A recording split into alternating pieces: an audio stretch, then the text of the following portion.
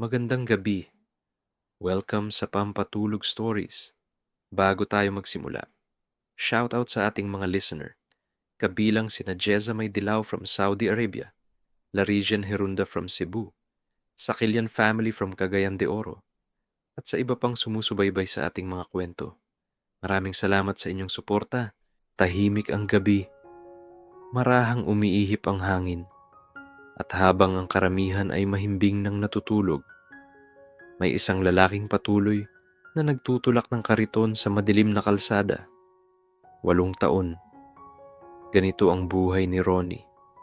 Minamaliit, pinagtatawanan, at halos mawalan na ng pag-asa. Ngunit ang hindi alam ng lahat, may isang lihim na nakatago sa likod ng kanyang kariton. Isang lihim na magdadala sa kanya mula sa alikabok ng kalsada hanggang sa isang buhay na hindi niya kailanman inakalang maaabot. Ipikit mo ang iyong mga mata, huminga ng malalim, at samahan mo ako sa isang tahimik, nakakaantig, at pampatulog na kwento ng isang pangarap na nagsimula sa likod ng kariton. Maagang umaga, malamig pa ang simoy ng hangin, at sa gilid ng kalsada, marahang itinutulak ni Ronnie ang kanyang kariton. Kalansing ng bakal, tunog ng gulong na sumasayad sa semento, at sa bawat hakbang niya, parang dala niya ang bigat ng buong mundo. 8 taon. 8 taon na niyang kasama ang kariton. Mula pagkabata hanggang sa siya'y maging binata, ito na ang naging buhay niya. May mga taong dumaraan, may mga matang nakatingin, ngunit hindi lahat. May malasakit. Ayan na naman siya, bulong ng isa. Wala nang pag-asa yan, dagdag pa ng iba. Ngunit hindi sumagot si Ronnie. Sanay na siya, sanay sa mga salitang parang patalim. Huminto siya sandali, pinunasan ang pawis sa kanyang noo, at tumingin sa malayo. Sa dulo ng kalsada, may mga bahay na magaganda, may mga ilaw na hindi kailanman namamatay. Tahimik siyang napangiti, ngunit may lungkot sa kanyang mga mata. Balang araw, mahina niyang bulong. Makakarating din ako doon. Nagpatuloy siya. Tinutulak ang kariton na puno ng kung ano-anong bagay. Mga bote, mga lumang bakal, mga sirang kahoy. Para sa iba, basura lang ang mga iyon. Pero para kay Ronnie, may halaga ang bawat piraso. May kwento, may posibilidad. Biglang may batang tumakbo sa harap niya. Halos matumba siya. "Hoy, tabi!" Sigaw ng isang lalaki. Napaatras si Ronnie. Bahagyang napahiya. "Pasensya na po." Mahinang sabi niya, ngunit hindi siya pinansin. Para bang hangin lang siya. Nagpatuloy ang araw. Uminit ang sikat ng araw, at lalong bumigat ang kanyang dinadala. Ngunit sa kabila ng lahat, hindi siya tumigil. Sa isang sulok, may matandang babae na nahihirapang buhatin ng kanyang dala. Walang pag-aalinlangan, lumapit si Ronnie. "Ako na po," sabi niya. Tinulungan niya ang matanda. Tahimik, walang hinihinging kapalit. "Salamat, iho," ngiti ng matanda. Ngumiti lang si Ronnie, at muling naglakad. Ganun siya. Tahimik lang, ngunit may kabutihan na hindi nakikita ng iba. Pagdating ng hapon, pagod na siya. Umupo siya sa tabi ng kanyang kariton. Habang pinapanood ang paglipas ng mga sasakyan, mabilis ang mundo. Ngunit tila siya naiwan. Ngunit sa loob ng kanyang puso, may apoy na hindi namamatay. Hindi ito ang katapusan. Bulong niya, may mas malaki pang naghihintay. At muli, Tumayo siya, handang harapin ang panibagong araw, isang gabi, at ang buong paligid tila natutulog na. Ngunit sa isang maliit na sulok, may isang ilaw na marahang kumikislap. Si Ronnie, gising pa, sa likod ng kanyang kariton. May isang lumang kahon, gasgas, kupas, ngunit maingat niyang binuksan. Sa loob nito, hindi pera ang laman, kundi mga papel, mga lumang libro, at isang makapal na notebook. Ito ang kanyang mundo. Ito ang kanyang sekreto. Umupo siya sa sahig at marahang binuklat ang notebook. Puno ito ng sulat kamay, mga ideya, mga guhit, mga plano. Habang ang iba'y natutulog, si Ronnie nag-aaral. Mga natutunan niya mula sa mga basurang napupulot, mga pahina ng librong itinapon, mga diyaryong lumana. Pinagdugtong-dugtong niya ang lahat. Paano kung bulong niya? Pwede itong gawing bago. Kumuha siya ng sirang bote at ilang piraso ng kahoy. Unti-unti, ginawa niya itong isang simpleng lampara. Maliit, ngunit may ilaw. Napangiti siya. Hindi lang ito basta basura. Pwede itong maging simula. Lumipas ang oras. Hindi niya namalayang madaling araw na. Ngunit hindi siya napagod. Sa bawat ginagawa niya, mas lalo siyang nagiging buhay. May pagkakataon na may nakita siyang lumang radyo. Sirang-sira na. Wala nang pag-asa. Ngunit hindi siya sumuko. Binuksan niya ito. Pinag-aralan ng loob. At makalipas ang ilang oras, biglang tumunog. Mahina, ngunit malinaw. Napanganga siya at napatawa. Kaya pala, sabi niya, may kakaiba kay Ronnie. Hindi lang sipag, kundi talino. Ngunit walang nakakaalam. Sa mata ng iba, isa lang siyang basurero. Ngunit sa kanyang isip, isa siyang tagalikha, isang inventor, isang nangangarap. Huminto siya sandali at tumingin sa langit. Madilim, ngunit puno ng bituin. Balang araw. Bulong niya. Makikita rin nila. Isinara niya ang notebook at maingat itong itinago. Parang isang kayamanan dahil para sa kanya, ito ang susi sa buhay na matagal na niyang hinahanap.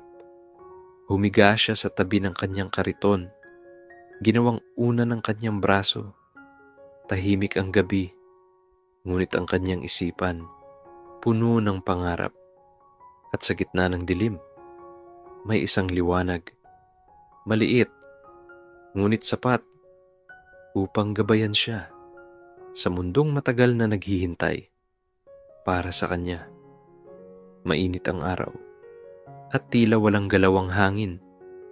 Sa gilid ng kalsada, nakahinto si Ronnie. May hawak siyang sirang bentilador at sa tabi niya, nakalatag ang mga piraso nito. Tahimik. Nakatuon ang kanyang mga mata, parang may sariling mundo. Habang ang iba'y dumaraan, hindi niya alintana. Isa-isang inaayos. Sinusubukang buhayin muli. At sa di kalayuan, may isang sasakyan na marahang huminto. Makinis, malinis, tahimik ang dating. Sa loob nito, may matang nakamasid. Si Doña Remedios, isang babaeng kilala sa lugar. Mayaman, ngunit hindi mayabang. Pinagmasdan niya si Ronnie mula ulo hanggang paa. Ngunit hindi ang itsura ang nakita niya, kundi ang ginagawa nito. Huminto ka dito, sabi niya sa driver. Lumabas siya ng sasakyan, marahang naglakad. Habang papalapit, mas lalo niyang napansin ang detalye. kung paano hawakan ni Ronnie ang mga piyesa, kung paano siya mag-isip, kung paano siya hindi sumusuko. Ngunit hindi siya agad nagsalita. Nanood lang siya. At maya-maya, biglang umandar ang bentilador. Mahina sa una, ngunit tuloy-tuloy. Napangiti si Ronnie, parang batang nakagawa ng milagro. At doon, hindi napigilan ni Doña Remedios. "Saan mo natutunan yan?" tanong niya. Napalingon si Ronnie, bahagyang nagulat. Hindi siya sanay na may pumapansin. Ako lang po," sagot niya. "Pinag-aralan ko lang." Tahimik ang sandali. Pinagmasdan siya ng Donya. Hindi lang ang sagot, kundi ang paraan ng pagsagot. May kaba, ngunit may kumpiyansa. Biglang may dumaan na matandang babae. May dalang mabigat na bayong.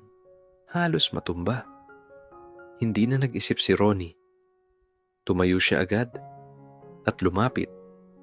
"Ako na po," sabi niya. Tinulungan niya ang matanda. Maingat. Walang hinihinging kapalit. "Salamat, iho." Ngiti ng matanda. Ngumiti lang si Ronnie. At bumalik sa kanyang ginagawa. Tahimik. Ngunit puno ng kabutihan. Nakatayo lang si Doña Remedios. Tahimik din. Ngunit may iniisip. Hindi ito pangkaraniwan. Bulong niya sa sarili. Lumapit siya muli. "Iho, ano ang pangalan mo?" tanong niya. "Ronnie po," sagot niya. "Ronnie," ulit ng Donya. Parang tinatandaan. "At bakit mo ginagawa yan?" tanong niya. Napatingin si Ronnie sa kanyang kariton. Saglit siyang natahimik. Pagkatapos, "Gusto ko pong may mangyari sa buhay ko," sabi niya.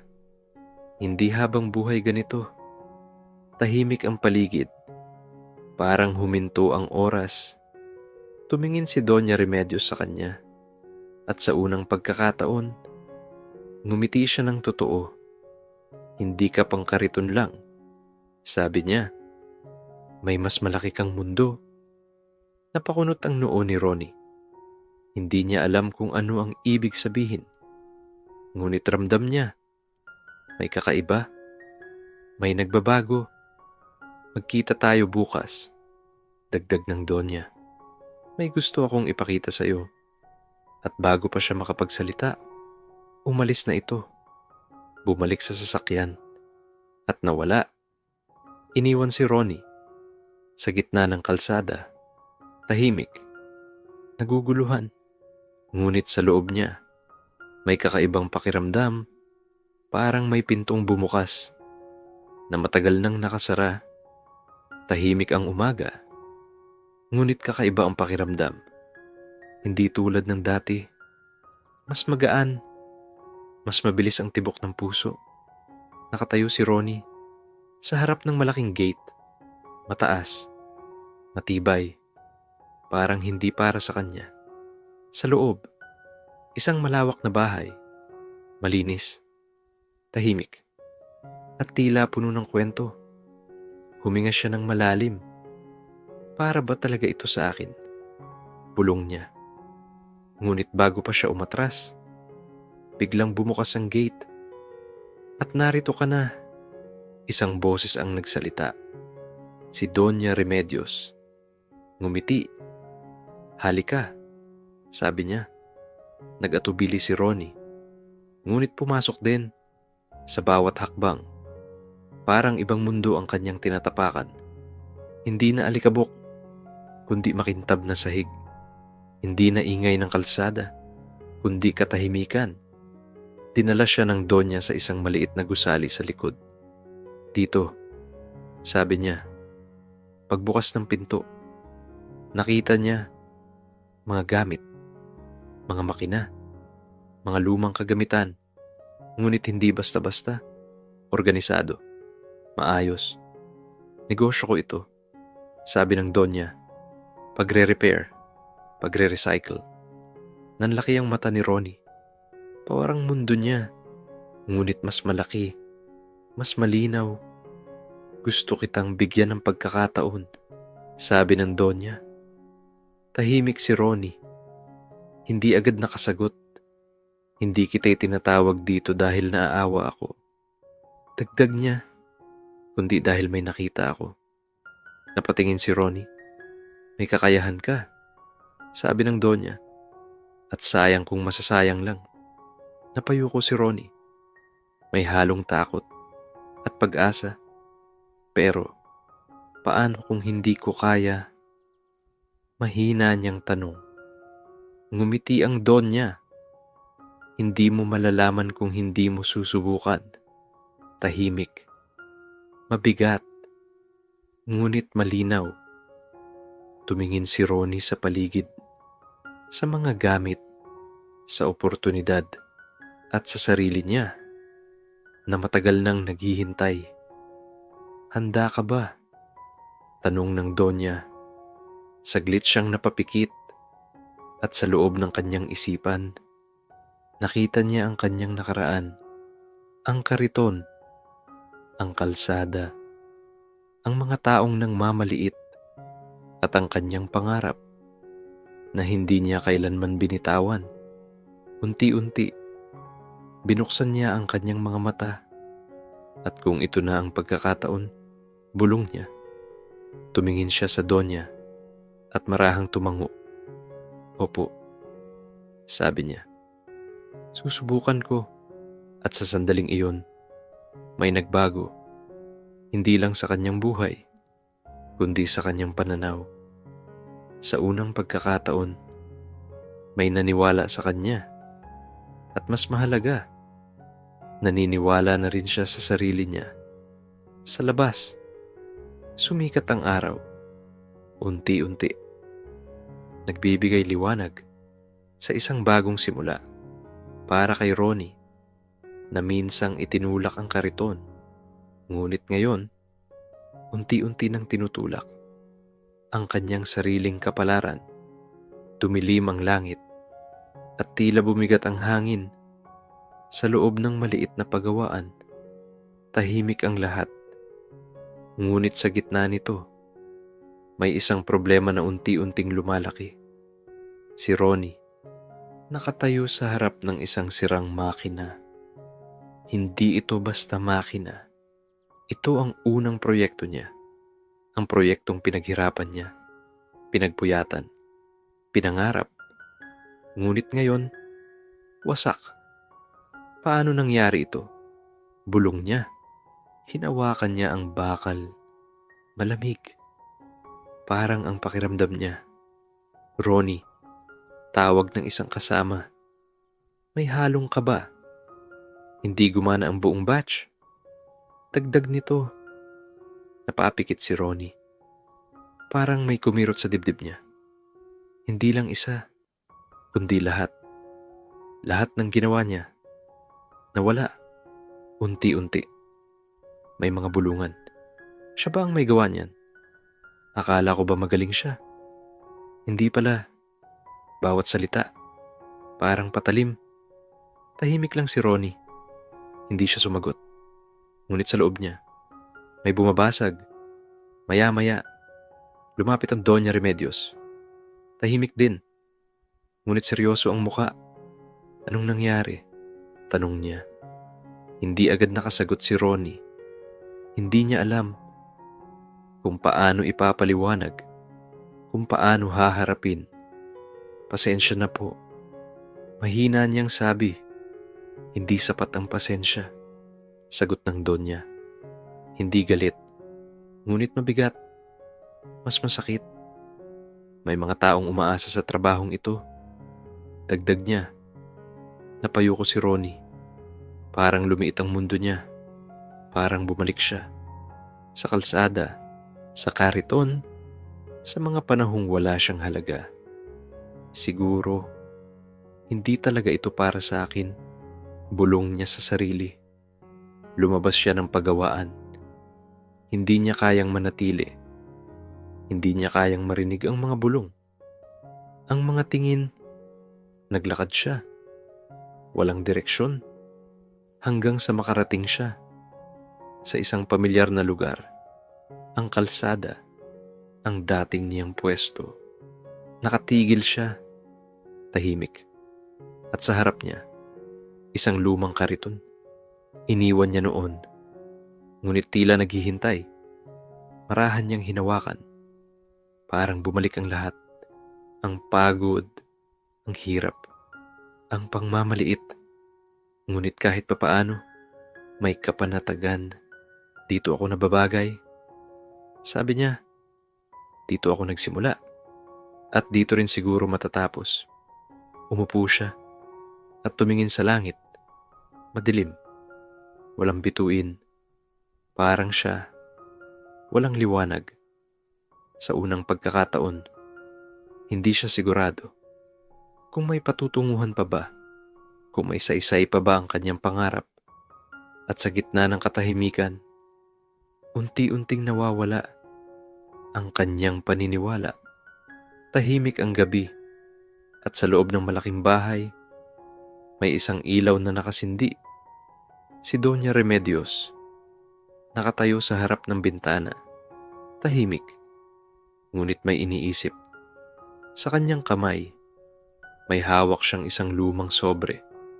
Upas, ngunit maingat na tinago.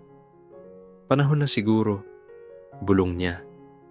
Kinabukasan, hinahanap niya si Ronnie at natagpuan niya ito sa dati nitong lugar, sa tabi ng kariton. Tahimik, nakaupo, parang nawala ng direksyon. Ronnie, tawag niya. Hindi agad lumingon, ngunit narinig niya at dahan-dahang tumayo. Pasensya na po, agad niyang sabi.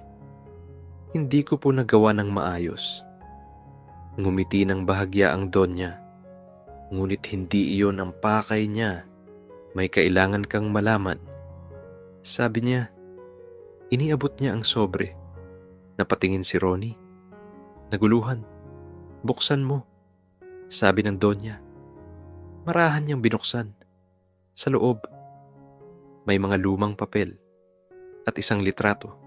Kinuha niya at tinitigan. Nanlaki ang kanyang mata. Si tatay. Mahina niyang sabi. Tumango ang Donya. Oo, sagot niya. Tahimik ang paligid. Parang huminto ang mundo. Kilalang kilala ko ang ama mo, sabi ng Donya. Isa siya sa pinakamahusay kong tauhan noon. Nagulat si Ronnie. Hindi niya inaasahan. May talento siya. Dagdag niya. Katulad mo. Napayuko si Ronnie. Pero, sabi ng Donya, hindi siya nabigyan ng pagkakataon. Tahimik. Masakit. Bago siya mawala, patuloy niya. Nangako ako na kapag nakita ko ang anak niya, tuturuan ko. Tutulungan ko. Napatingin si Ronnie. Punong-puno ng emosyon. Hindi kita tinulungan dahil naaawa ako, sabi ng Donya. Kundi dahil may nakita ako sa iyo at dahil ipinagpatuloy mo ang sinimulan ng ama mo. Tahimik ang sandali. Unti-unting tumulo ang luha ni Ronnie. Hindi niya inaasahan na may ganitong kwento sa likod ng lahat. Pero may isa pang katotohanan. Dagdag ng Donya. Napatingin siya. Ang proyektong ginawa mo, sabi niya, hindi basta nasira. Napakunot ang noo ni Ronnie. Ito ay sinabotahe. Biglang bumilis ang tibok ng puso niya.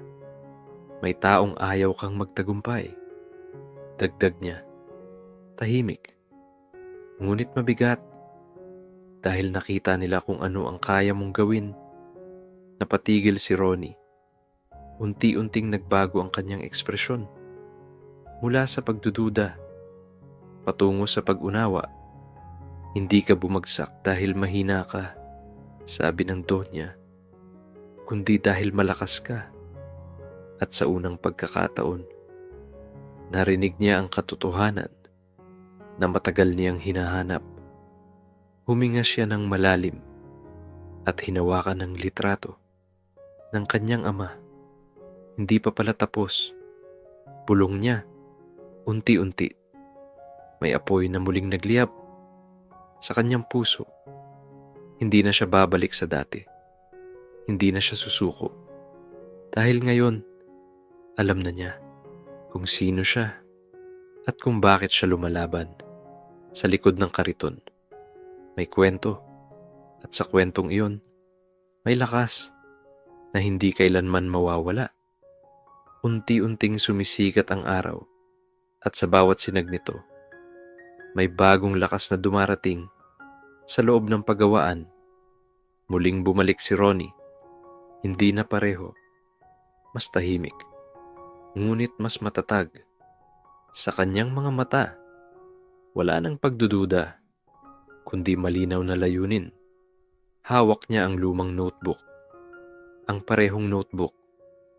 Nakasama niya sa dilim. Binuksan niya ito. Isa-isang binasa, isa-isang inisip. Ang mga ideya, ang mga plano, ang mga pangarap. Hindi ito basta sulat. Ito ang pundasyon. At dito ako magsisimula. Bulong niya. Kumuha siya ng mga materyales, mga lumang bakal, mga sirang kahoy, mga bagay na itinapon. Ngunit sa kanyang kamay, nagkaroon ito ng bagong anyo. Hindi lang simpleng pag-aayos, kundi paglikha. Isang produkto. Nakakaiba, practical, at may halaga. Lumipas ang mga araw. Walang tigil, walang reklamo. Habang ang iba'y nagpapahinga, si Ronnie, patuloy. May mga pagkakataon, napapagod siya, napapaupo, ngunit hindi na siya bumabalik sa pagdududa. Sa halip, naaalala niya ang kanyang ama, ang pangako, ang tiwala ng Donya, at hindi ako titigil. Sabi niya, minsan, may isang kasamahan na lumapit. Sigurado ka ba dito? Tanong nito. Baka magkamali ka ulit. Napatingin si Ronnie. Ngunit ngumiti lang. Kung matatakot ako, sagot niya. Hindi na ako uusad. Tahimik. Ngunit matapang. Unti-unti. Natapos ang kanyang proyekto. Isang kakaibang imbensyon. Gawa sa mga itinapon. Ngunit may malaking pakinabang. Tinawag niya ang Donya. Tahimik niyang ipinakita. Sa unang tingin. Simple. Ngunit nang gumana. Nagulat ang lahat. Hindi lang ito gumagana, kundi mas epektibo, mas matipid, mas matibay. Napangiti si Donya Remedios, hindi dahil sa resulta, kundi dahil kay Ronnie. Ngayon, sabi niya, nakita na nila. Unti-unting kumalat ang balita. Dumami ang orders. Dumami ang oportunidad. At sa bawat araw, mas lalo pang lumalakas ang pangalan ni Ronnie. Hindi na siya ang binatang may kariton, kundi isang taong may kakayahan, may direksyon, at may paninindigan sa isang sulok. Tahimik siyang tumingin sa kanyang mga kamay. May bakas pa rin ang hirap, ngunit ngayon, may bunga na. At ito pa lang ang simula. Bulong niya.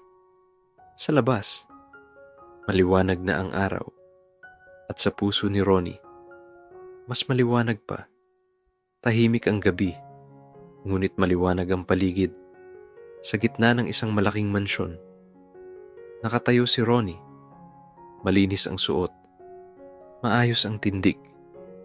Ngunit ang kanyang mga mata, pareho pa rin, tahimik, mapagmasid. Sa harap niya, isang malaking bahay. Ang bahay na dati tinitingala niya mula sa malayo. Ngayon, pag-aari na niya. Unti-unti siyang naglakad, hinawakan ang gate, at marahang ngumiti. Hindi ko akalain, bulong niya, mula sa kariton. Hanggang dito, Sa loob ng mansyon, may mga taong bumabati, may mga taong humahanga. Ngunit sa gitna ng lahat, tahimik pa rin siya, hindi nagbago. Lumapit si Doña Remedios, ngumiti. Malayo na ang narating mo, sabi niya. Tumango si Ronnie. Dahil po sa inyo, sagot niya. Ngunit umiling ang Donya. Hindi, sabi niya. Tingnan mo ulit. Napatingin si Ronnie sa paligid at doon. Napansin niya ang mga produktong nakapaligid, ang mga disenyo, ang mga ideya, lahat pamilyar. Bigla siyang natahimik. Unti-unti, may naalala siya. Ang kanyang notebook, ang mga guhit, ang mga plano na matagal na niyang isinulat. At hindi lang iyon, dagdag ng Donya, ang negosyo ko. Sabi niya, matagal nang nalulugi. Nagulat si Ronnie. Pinagmamasdan kita noon pa, patuloy niya. At nakita ko na ikaw ang sagot. Tahimik, mabigat, ngunit malinaw. Hindi kita ginawa, sabi ng Donya. Tinulungan lang kitang makita kung ano ka na talaga.